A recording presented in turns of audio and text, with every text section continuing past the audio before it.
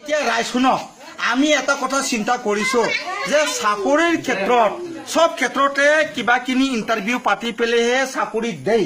যেনেবা এতিয়া শিক্ষকতাৰ ক্ষেত্ৰত মানে কি কয় এইটো টেট পাতি পেলেহে চাকৰি দেই, ডিলেড লাগে, কিবা বিএড লাগে, কিবা লাগে হা।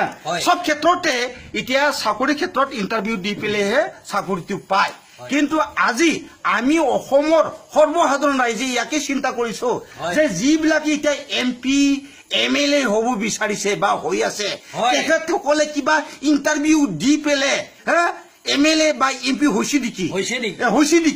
গতিকে আমি এতিয়া অসমৰ সৰ্বসাধাৰণ ৰাইজে সকলো জনগোষ্ঠীয়ে এটা আমি এইটো চিন্তা কৰিছো যে আমি এতিয়া কোনোবা যদি MLA MP ৰাজ্যসভাৰ কিবা হয়, বৰ্ডৰ কিবা হয়, ইলেকশ্যন খেলিব লাগিলে তাৰ আগতে তেখেতসকলে পেট দিব লাগিব, পেটত পাছ কৰিব লাগিব।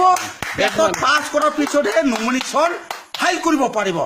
মানে পেট মানে কি জানা, political eligible test, political eligible test. তাত যিবিলাকে পাছ হ'ব তেওঁলোকেহে নমিনেশ্যন কৰিব পাৰিব, সাবমিট কৰিব পাৰিব।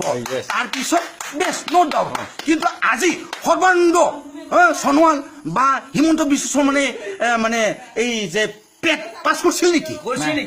আমাক যে পেট কিবা কিনি পাছ কৰিব লাগিব, 50% লাগিব, শিক্ষকবিলাক কিবা কিনি দি আছে, DLA লাগিব, BEd লাগিব বুলি কৈ আছে, সেইটোতো যুক্তি কথা নহয়। গতিকে এতিয়া আমাৰ শিক্ষামন্ত্ৰীও পেট পাছ কৰিব লাগিব। আমাৰ মানে যে চিফ মিনিষ্টাৰ, অসমৰ যিটো চিফ মিনিষ্টাৰ সোণোৱাল ছাৰেও মানে পেট পাছ কৰিব লাগিব। তেতিয়াহে আমি তেখেতসকলক অসমৰ মুখ্যমন্ত্ৰী, অসমৰ মানে শিক্ষামন্ত্ৰী বুলি মানি ল'ম। ৰাইজ কিন্তু সেইটোহে আমি এতিয়া চিন্তা কৰিছো। ৰাইজেও সেই ক্ষেত্ৰত আহক আৰু সকলো সমাজে এই ক্ষেত্ৰত একমত দিয়ক। ধন্যবাদ।